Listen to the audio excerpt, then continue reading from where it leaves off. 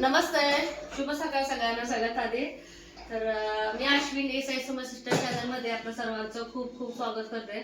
तर आज ना 21 डिसेंबर म्हणजे आमच्यासाठी खूप काळात म्हणजे वाईट काळाचा एक दिवस होता. त्या वर्षी परी अवघ्या 3 वर्षाची होती. रात्री सई परी अण्णांची आठवण काढल्या होत्या. तर अण्णांना बरोबर बघा 6 वर्ष पूर्ण होऊन 7वा वर्ष लागतो. कधी दिवस पटापटा गेले ते तर काय कळलंच नाही.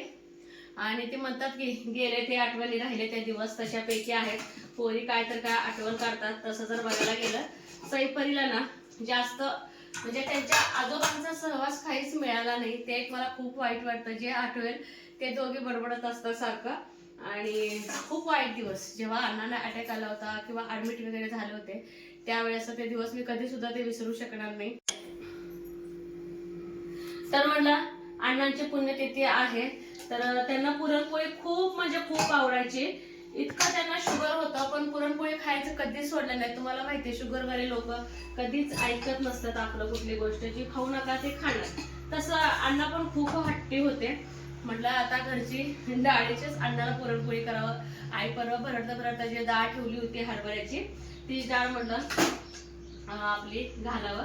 तर आज पुरणपोळी करायची आहे. अण्णांच्या नैवेद्य सकाळ सकाळी उठून ना त्यांनी अण्णांच्या फोटोची पूजा वगैरे करून सगळं अष्टगंध वगैरे सगळं लावून गेले. आता मी काय केले नेहमीप्रमाणे कुकरमध्ये आधी शिजवून घेतले आणि आपली देशी डाळ एकसारखी शिजले. आई चूल पेटून गावाचे बसले शेकत बसले आणि आजपासून मी कणिक बिनिक सर्व चालू केलेले. तर फुलं पण ह्याने आणून दिलेत. म्हणजे आता सईला तू हार करून घे आपल्या बागेतले फुलं हार करून घे बोलले. तर फुलांना मला ह्या बघितलं की नाही खूप राग येतो. मी सांगते तुम्हाला का आणि म्हणजे ह्या दिवसातच वारलेत ना. दरवर्षी पावसात आपण जी फुलं टाकतो ते अशी फुलं येतात का मला माहित नाही. जिथं आम्ही आता रांगोळी तुळशीच्या बाजूचं तेव्हापासून मी तिथं फुलं लावायची सोडून दिले. तिथं जिथं ना स्वस्तिकची झाडं होती की नाही तिथं फुलं सगळी फुलांची झाडं बागेत फुलांची झाडं. इतकं वाईट वाटते. ज्या दिवशी अण्णा वारले होते जेव्हा नेतात ना ते त्या दिवशी ना सगळी लोक भावनिक होतात. तिथनच कटाकटा फुलं तोडून अण्णांच्या पार्थिवावर टाकले. ते मला वाईट वाटतं. तेव्हापासून तिथं मी कट्ट्याच्या साईडनं फुलं लावायचं मी सोडून दिलेलं आहे. त्या जागेत मी फुलंच लावत नाही. म्हणजे मी लावताना किती हौसेनं ते झाड लावलं असेल की दारासमोर किती छान शोपीस असेल. आणि अण्णा पण मला सारखे म्हणायचे कशाला अशी सारखी आबतेस आराम करत जा दुपारचं झोपत नाही का आणि असं मला सारखं अण्णा वरडायचे. कुठले सासरे वरडतात पण माझे सासरे म्हणायचे अश्वी तू आराम कर दिवसभर खुरपं घेऊन काय तर करत असते. मला काय माहिती तीच फुलं त्या कामाला येते. त्यामुळे मी त्या जागी लावायचं सोडून दिले. आणि मी असं प्रॉपर रोप आणून लावत नाही. जी फुलं बागेत म्हणजे रोपं येतात ना तीच थोडं रोपं ठेवते. बाकीचं काय ठेवत नाही. चला तर हे सैला येणार आहे आता हार करायला आणि देवपूजा वगैरे आवरले. देवाला पण फुलं वगैरे चढवून घेतले.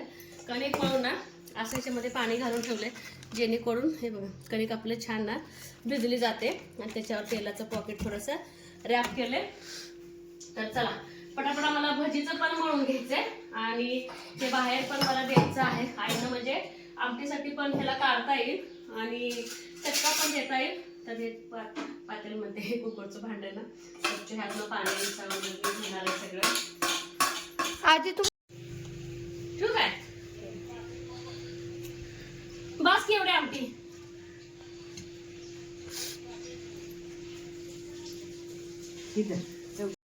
सईने ना छान आजोबाच्या फोटोला ना ते बघा सुंदर असे हार केले.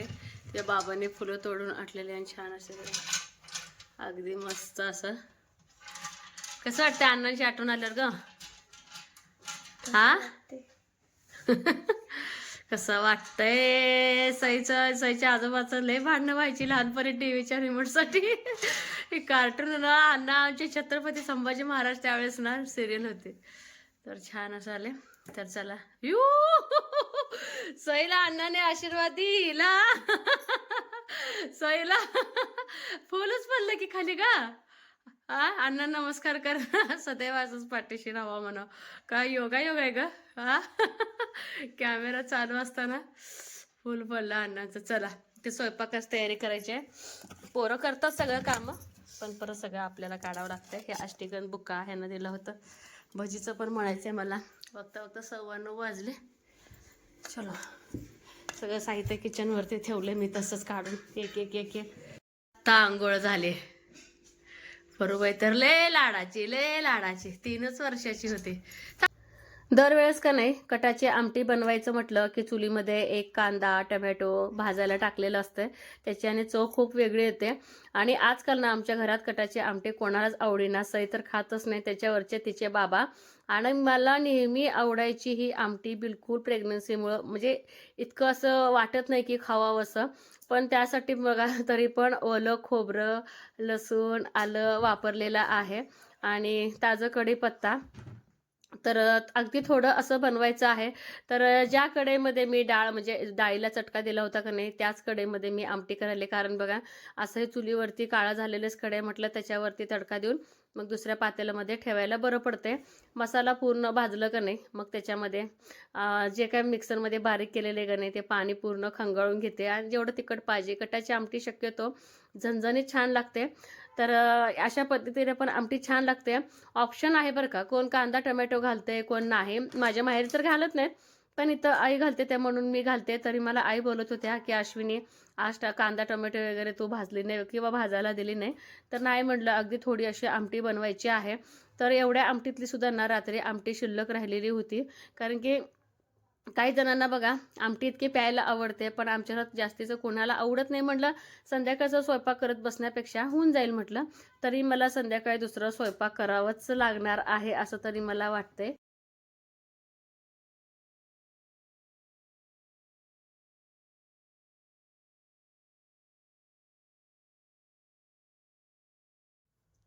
आणि पुरण वगैरे मी तयार करून ठेवलं होतं आणि कणिक तर सकाळीच भिजायला ठेवली होती. पहिलं नैवेद्य आपल्या चुलीसाठी अगदी छोटंसं असं आहे आणि थोडंसं वर तव्यात भाजल्यानंतर चुलीत टाकायचं. इतकं फुगून टम्म होतं ना, खूप असं टम्म होतं. आणि चुलीला पण ना नैवेद्य दाखवून शांत करायचं असतं. तर खूप नाही, नेहमी जी मी रेसिपी वगैरे दाखवताना एक लाल वाटी दाखवते का तेवढंच एक वाटीचं इतकं पुरण झालेलं आहे. घरच्या डाळीचं कसं थोडंसं पुरवठा पण येतं. तर जसं आई उंडा भरतात ना तसं उंडा भरायला खरं मला खूप आवडते. जुन्या पद्धतीनं अशा प्रकारे जर उंडा जर भरला ना पोळी बिलकुल फाटत नाही, काय नाही. कसंही लाटा कसं पटापट पटापट लाटायला येते. तर मला तर सवयच पडले की आई असं जेव्हा मी नेहमी तर चपात्या भाकरी भाजतेच पण उंडा केले की पटापट पटापट आपलं पोळी लाटायचं चालू असते. आणि कधीही बघा पोळी फुगली की एकदम मनाला शांत वाटतं आणि फुटल्या बिटल्या की खरं इतकं मूड जातो ना माझं. तर कधी कधी होतंय की किती जरी चांगला उंडा जरी भरलं कणिक व्यवस्थित जरी नाही भिजली गेली किंवा एखाद्या वेळेस बघा डाळीमध्ये एखादं कण जरी राहिलं तर खूप त्रासदायक होऊन जातं. तर चुलीवरती स्वयंपाक सकाळी तसं बघायला गेलं तर खूप पटापट होऊन जातं. आणि सकाळची थंडी पण इतकी वाढली ना त्या थंडीमध्ये चुलीवर स्वयंपाक करायला एक प्रकारचं उबदार छान वाटते सकाळ सकाळी स्वयंपाक करायला.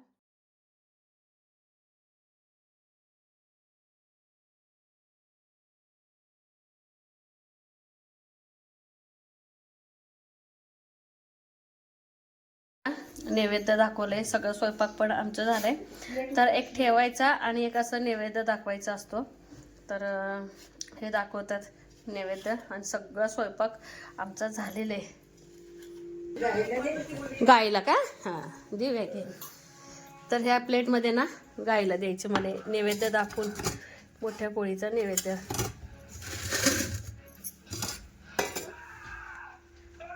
मस्त पूजा केली. तुम्हीच दाखवायचं असते नैवेद्य त्यामुळे आम्ही थांबलोय.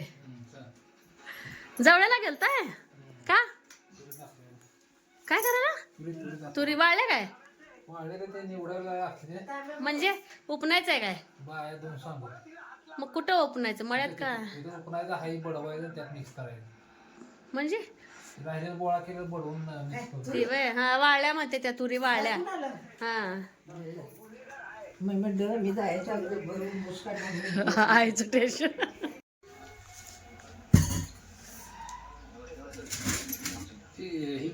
काय हो? अष्टगंधी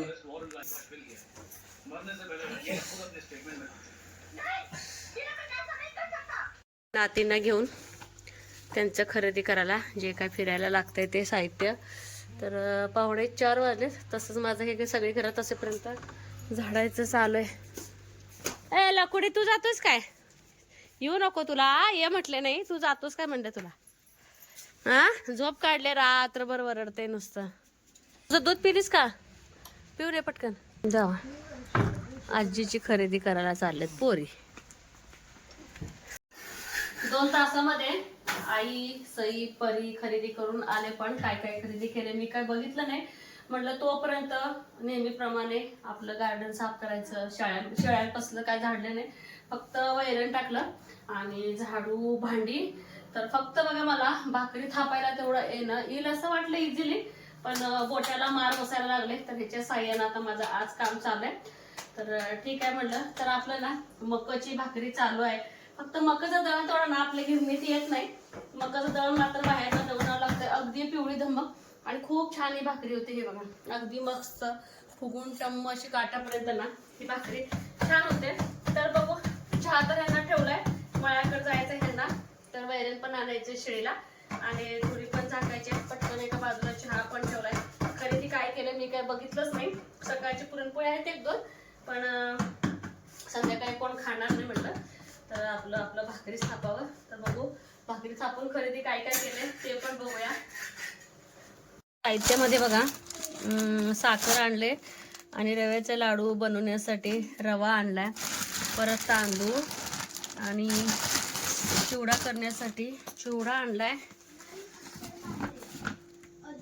तर हे ना आईने थंडी वाजते म्हणून नेलेले स्वेटर वगैरे सई, परीचे, आईचे असे स्वेटर आहे. स्वयंपाक तर पूर्ण आवरले. तर अण्णांजवळ दिवा लावला आणि परत देवाऱ्यात पण दिवा लावून घेतला आणि साहित्य पण आता म्हटलं उद्याच काढावं. तर थोडंसं आज थकल्यासारखं पण व्हायला लागलं आणि जास्तीचं दगदग पण नको बोललं. तर इथंच व्हिडिओचा एंड करणार आहे. आणि परी म्हणते की आजीनं साड्या पण आणलेल्या आहेत, पण आई आल्या आल्या आराम करायला बसले, म्हणजे झोपलेत आहे. आल्या थोडंसं दमवा थकवा येतोच की, दगदग जरा झाली की. तर म्हटलं आईला नाही विचारता सगळं साहित्य काढायला काय नको. तर आईने विचारून उद्याच मी तुमच्याशी ते साहित्य शेअर करणार आहे. जर माझं असतं तर पटकन केलं असतं, पण तसं मला पर्सनली ना उचकापाचकी करायला आवडत नाही. नाती म्हणते त्या की आजीच्या पसंतीचं घेतलंय, पण आजीच्या पसंतीनं काही मिळालंच नाही. आणि मला पण ना इतकं दमल्यासारखं व्हायलंय, कंबर वगैरे इतकी दुखायला लागले ना, कधी एकदा पडू असं झालंय. आणि ते व्हिडिओ म्हणजे बंदच करावा असं वाटायला लागलंय. तेवढं पेशन्स नाही आहेत माझ्यापाशी, म्हणून म्हटलं इथेच व्हिडिओचा एंड करणार आहे. आणि कसा वाटला आजचा आमच्या अण्णांचं छोटंसं घरातल्या घरात पुण्यतिथीचा कार्यक्रम हे मात्र सांगायला अजिबात विसरू नका. तर आणि एक मला वाटतं 28 आणि 29 तारखेपासून आम्हाला सगळं बनवायला लागणार आहे. कारण की आई बोलतात की बेसनचं लाडू पण बनवायचं आहे, रव्याचं लाडू पण बनवायचं आहे, परत चिवडा बनवायचा आहे, बाकरवडी म्हणजे मासवडी पण बनवायचं आहे. त्या हेतानंच आईनं तीळ आणलंय का आजीनं? आणलंय ना अर्धा किलो अर्धा किलो तीळ आणलंय म्हणून सांगते ना. दोघे खायले चॉकलेट. आजीनं दोघींना चॉकलेटच घेतलंय, चॉकलेटचा छोटासा एक पुडा. चॅनेलवरती कोण नवीन आहे का व्हिडिओ तर बघत राहा. लाईक शेअर सबस्क्राईब करायला अजिबात विसरू नका. बाय.